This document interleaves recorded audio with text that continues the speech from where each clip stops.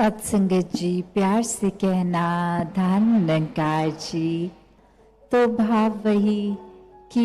ये दातार निराकार, ये प्राथमिकता जो भी अपने जीवन में बना लेते हैं तो उनका जीवन तो स्वयं ही एक भक्तिमय जीवन बन जाता है। तो ये दिशा जो भक्तों ने हमेशा से दिखाई, ये सिर्फ दिखाने की बात नहीं, भक्त हमेशा इस ही रास्ते पे चले। वहीं हर एक की आत्मा के लिए ये तड़प कि जो एक रोशनी हमारे जीवन में आई है वो हर एक के जीवन में आए। तो कैसे भक्तों ने हमेशा एक सीधी रास्ता दिखाया है, एक राह दिखाई है, एक करेक्ट डायरेक्शन दिखाई है। तो जैसे एक जानवर हैमस्टर को भी हम देखते हैं कि कैसे वो भी एक गोल गोल घूमता रहता है एक छोटे से चक्र में, और फिर वही थक कर दिन खत्म हो जाता है, फिर अगले दिन वही। क्या हमारा जीवन, हमारे एक रोजमर्रा की भागदौड़ भी ये इस तरह की तो नहीं हो गई कि एक देखा देखी, एक सिर्फ किसी होड़ में चढ़ पड़े हैं, एक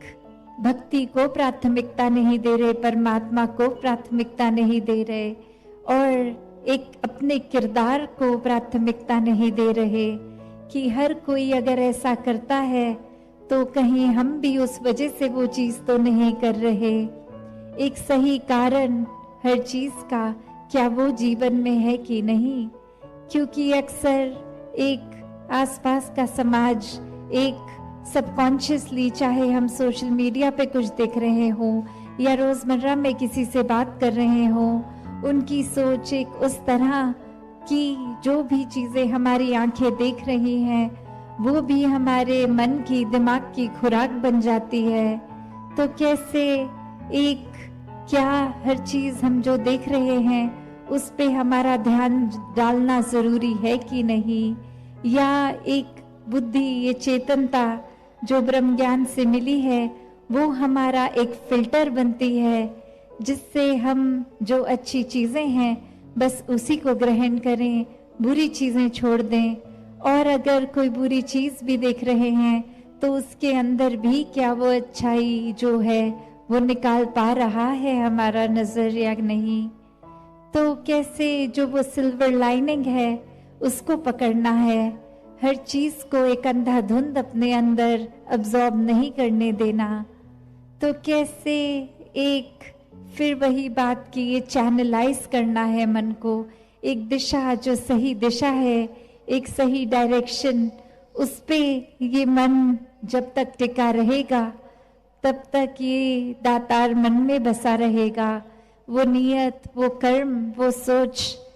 वो सब एक ही सही दिशा की ओर लेकर जाएंगे, जो एक भक्तों का मार्ग है, एक राइचियस पाथ। तो कैसे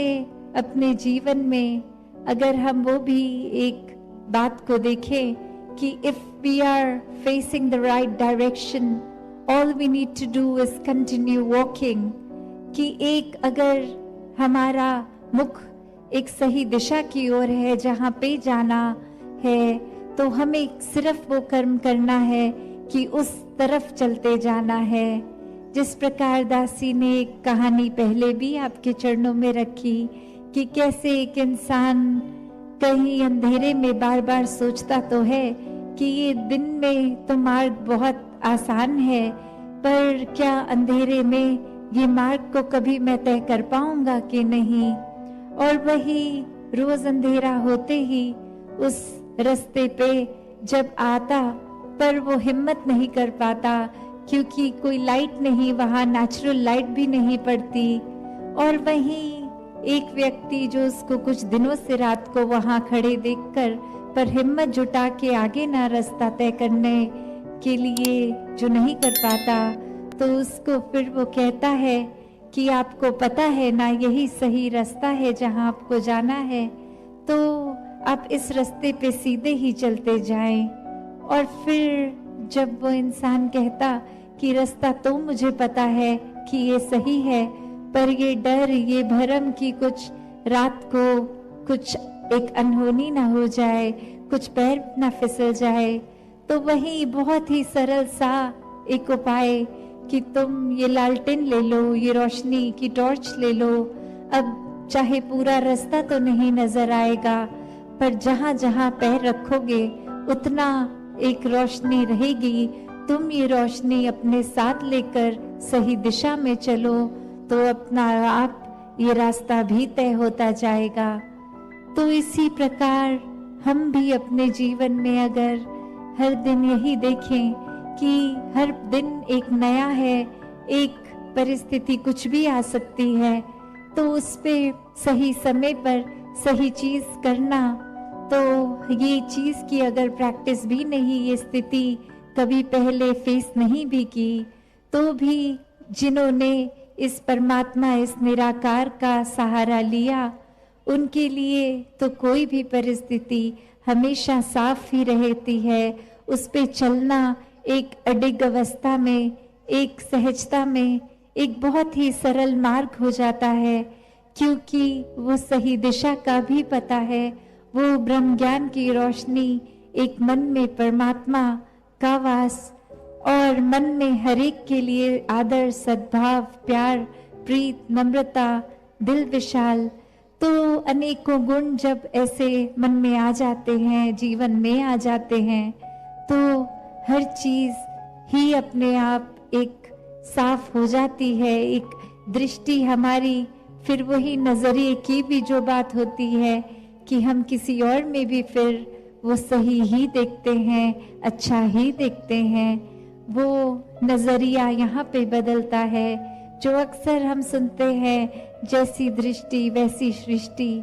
कि ये नजर बदलने से नजारे बदल जाते हैं। तो वो नजारे फिर कैसे कि एक अगर दृश्य जो है वो फैक्चुअली तो वैसा ही है, तो फिर उसमें से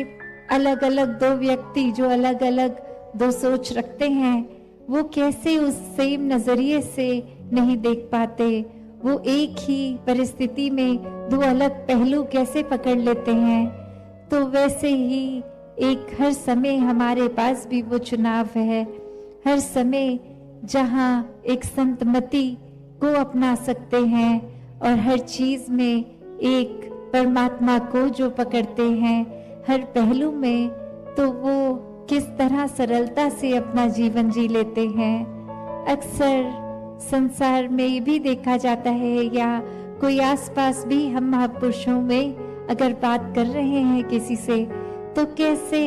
कुछ किसी भी स्थिति में हर बात को, कोई भी टॉपिक हो, कैसे अंत में वो निराकार से उस बात को जोड़ देते हैं।